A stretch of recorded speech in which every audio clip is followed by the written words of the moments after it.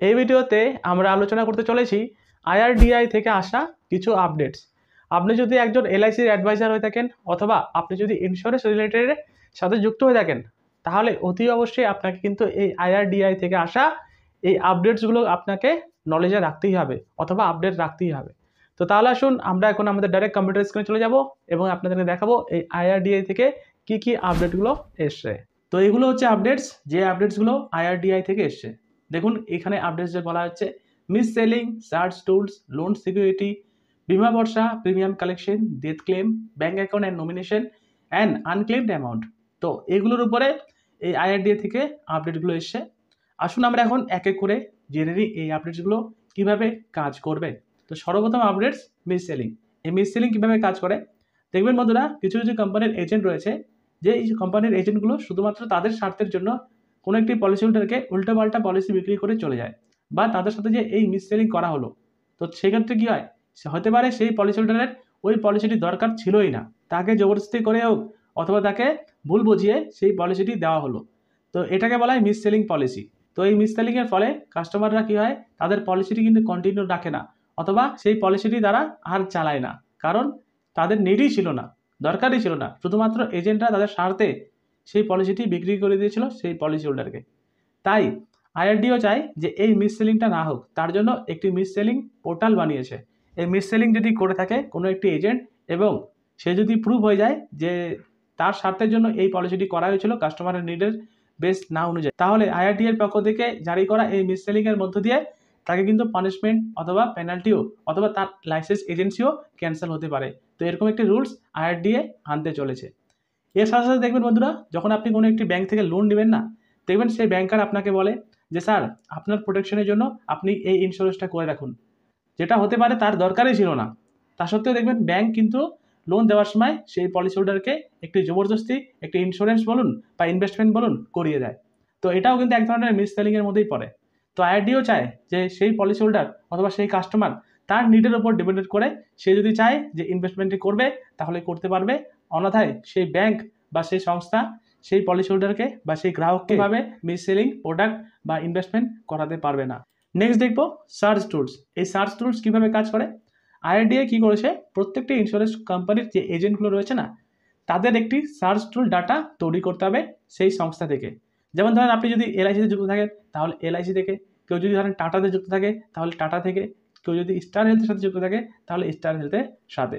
বন্ধুরা দেখুন, ইন্স্যুরেন্স কোম্পানির সাথে সাথেও আইআরডিও চায় যারা কিনা প্রফেশনাল হিসেবে কাজ করছে, তো তাদের রেটিং অনুযায়ী একটি সার্চ টুল ক্রিয়েট করবে। সেই সার্চ টুলের মধ্যে আপনাদের ডাটা থাকবে এবং যেখান থেকে পলিসি হোল্ডাররা বলুক অথবা কাস্টমাররা বলুক ডাইরেক্ট আপনাকে যোগাযোগ করতে পারবে পলিসি নেওয়ার জন্য। তাই বন্ধুরা এখন থেকে আপনারা এই কাজটি অতি অবশ্যই করবেন যে আপনারা যতটা পারবেন কাস্টমারের ভালো করে সার্ভিস দেওয়ার, কারণ আপনারা যদি সার্ভিস ভালো করে দেন তাহলে কোম্পানির পক্ষ থেকে যে সার্চ টুলটি ক্রিয়েট হবে সেই সার্চ টুলের মধ্যে আপনার কিন্তু রেটিং হাই থাকবে। তো এই সার্চ টুলটি আনতে চলেছে আইআরডিআই এবং যেটি প্রত্যেকটি ইন্স্যুরেন্স কোম্পানিকে ইমপ্লিমেন্ট করতে হবে। তো আশা করি বুঝতে পারলেন এই সার্চ টুল কীভাবে কাজ করবে। নেক্সট আপডেট দেখে নিব বিমা ভরসা।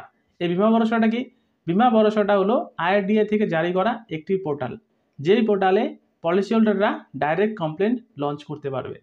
যেমন ধরুন পলিসি হোল্ডারের যদি কোনো সমস্যা থেকে থাকে পেমেন্টসের উপরে হোক অথবা কোনো সার্ভিসিংয়ের উপরে হোক, তো সেই সার্ভিসিং অথবা সেই কমপ্লেন যদি সেই সংস্থা যদি না করে থাকে সেই ইন্স্যুরেন্স কোম্পানি, তাহলে সেই পলিসি হোল্ডার ডাইরেক্ট এই বিমা ভরসার অ্যাপে গিয়ে বা সেই বিমা ভরসার ওয়েবসাইটে গিয়ে ডাইরেক্ট কমপ্লেন করতে পারবে। এবং কোনো পলিসি হোল্ডার ডাইরেক্ট যদি এই বিমা ভরসার মধ্যে দিয়ে কোনো কমপ্লেন রেজিস্টার করে তাহলে আইআরডিআই সেই সংস্থার উপরে ডাইরেক্ট কমপ্লেন লঞ্চ করবে এবং অ্যাকশন নেবে।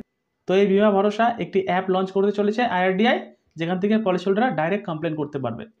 নেক্সট দেখে নেব আপডেট প্রিমিয়াম ক্যালকুলেশন। বন্ধুরা অনেক সময় কি থাকতো, অনেক সময় হয়ে থাকতো যে পলিসি করার সময় ডাইরেক্ট আপনার প্রিমিয়াম কিন্তু জমা করে নিত ইন্স্যুরেন্স কোম্পানিগুলো, তাই না? এটা তো হতো প্রপোজাল স্টেজে আপনার প্রিমিয়ামের টাকা ডাইরেক্ট ইন্স্যুরেন্স কোম্পানি নিয়ে নিত, কিন্তু এখন থেকে যে কোনো ইন্স্যুরেন্স কোম্পানি প্রপোজাল স্টেজে আপনার প্রিমিয়াম ডাইরেক্ট নিতে পারবে না। Can not claim premium immediately after submission of proposal. আপনার প্রপোজাল ধরেন আজকে জমা করলেন, জমা করার পর সেই ইন্স্যুরেন্স কোম্পানি যখন অ্যাকসেপ্ট করবে সেই সময় আপনাকে কিন্তু প্রিমিয়াম জমা করতে হবে। তার আগে আপনার থেকে কিন্তু কোনো রকমভাবে প্রিমিয়াম দাবি করবে না সেই ইন্স্যুরেন্স কোম্পানি। তো এটিও প্রিমিয়াম কালেকশনের উপরে একটি আপডেট এসে, যেটা আপনাদেরকে জানা অত্যন্ত জরুরি। Next, death claim payment. এই ডেথ ক্লেম পেমেন্টের ওপরও একটি আপডেট এসছে, যে আপডেটটি কীভাবে কাজ করবে। বন্ধুরা দেখুন, আপনি একজন পলিসি হোল্ডার, আপনি পলিসিটি কেন করছেন এটা আপনাকে সবার আগে বুঝতে হবে। যেমন ধরুন, আপনার যদি কিছু হয়ে যায়, তাহলে আপনার বর্তমানে যাতে আপনার যে ইন্স্যুরেন্সের টাকাটি রয়েছে সেটা আপনার নমিনি যাতে সঠিক টাইমে পেয়ে যায়, তাই না? এই সার্ভিসটা তো আপনি চান। তো কি হচ্ছে বন্ধুরা, দেখবেন কোনো ইন্স্যুরেন্স কোম্পানি রয়েছে না, আপনার ডেথ ক্লেমের টাকাটি হোল্ড করে দিচ্ছে কোনো ডকুমেন্টসের কারণে। সেই ডেথ ক্লেমের পেমেন্টটি অনেক দিন হোল্ড অবস্থায় রয়েছে বা পেন্ডিং অবস্থায় থাকছে। তো সেই পেন্ডিং অবস্থায় থাকার পর নমিনি কিন্তু বারবার ঘুরেই যাচ্ছে। এবং দেখুন বন্ধুরা, আইআরডিও চায় যে ডেথ ক্লেমের পেমেন্ট যাতে ইজিলি নমিনি যাতে পেয়ে যায়, এবং যেটি কিন্তু পুরো ফার্স্ট টু ফার্স্ট পেয়ে যায়, তার জন্য 45 ডেজের একটি টাইম রেখে দিয়েছে। যদি কোনো একটি ইন্স্যুরেন্স কোম্পানি 45 ডেজের মধ্যে তাদের নমিনিকে ডেথ ক্লেমের পেমেন্ট না দিতে পারে, তাহলে আইআরডি এর পক্ষ থেকে জারি করা এক্সট্রা ব্যাংক ইন্টারেস্টও দিতে হবে।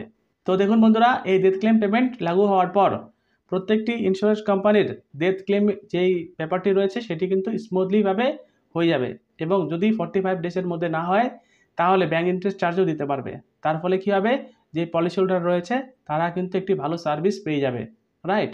তো এই ডেথ ক্লেম পেমেন্টটি অতি অবশ্যই একটি ভালো আপডেটস, যে আপডেটটি কিন্তু অনেকটা কাজে লাগবে আপনি যদি একজন অ্যাডভাইজার হন আপনারও ক্ষেত্রে, অথবা একজন পলিসি হোল্ডার যে রয়েছে তাদেরও ক্ষেত্রে, রাইট?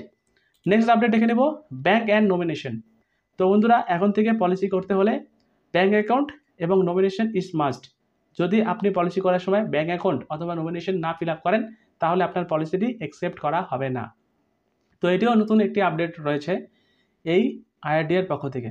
এবং আমাদের সর্বশেষ যে আপডেটটি রয়েছে সেটি হলো আনক্লেমড অ্যামাউন্ট। প্রত্যেকটি লাইফ ইন্স্যুরেন্স কোম্পানির মধ্যে কম বেশি দেখবেন আনক্লেমড অ্যামাউন্ট কোটি কোটি টাকার উপরে পড়ে রয়েছে, যে অ্যামাউন্টগুলো এখনও পলিসি হোল্ডাররা দাবি করতে পারেনি। তো তার জন্য আইআরডিও চায় সেই আনক্লেম অ্যামাউন্টগুলো যাতে খুব তাড়াতাড়ি সেই সমস্ত পলিসি হোল্ডাররা বলুক অথবা সেই পলিসি হোল্ডারের নমিনিরা বলুক পেয়ে যান। তো তার জন্য একটি বীমা ভরসা বলে একটি অ্যাপ বা একটি ওয়েবসাইট জারি করেছে। তো সেখান থেকে পলিসি হোল্ডাররা ডাইরেক্ট দেখতে পারবে তাদের নামে যদি কোনো আনক্লেম অ্যামাউন্ট থেকে থাকে, এবং যদি থেকে থাকে সেখানে আপনারা ডাইরেক্ট দাবিও করতে পারবেন। তো আশা করি আপনারা বুঝতে পারলেন এই আইআরডিআই থেকে আসা 8টি আপডেটস আমি আপনাদের দেখালাম। এই 8টি আপডেটসের মধ্যে কোন আপডেটসটি আপনাকে ভালো লাগলো সবচেয়ে কমেন্ট বক্সে জানাতে ভুলবেন না। ততক্ষণ দেখতে থাকুন বেঙ্গলি টেক। ধন্যবাদ, নমস্কার।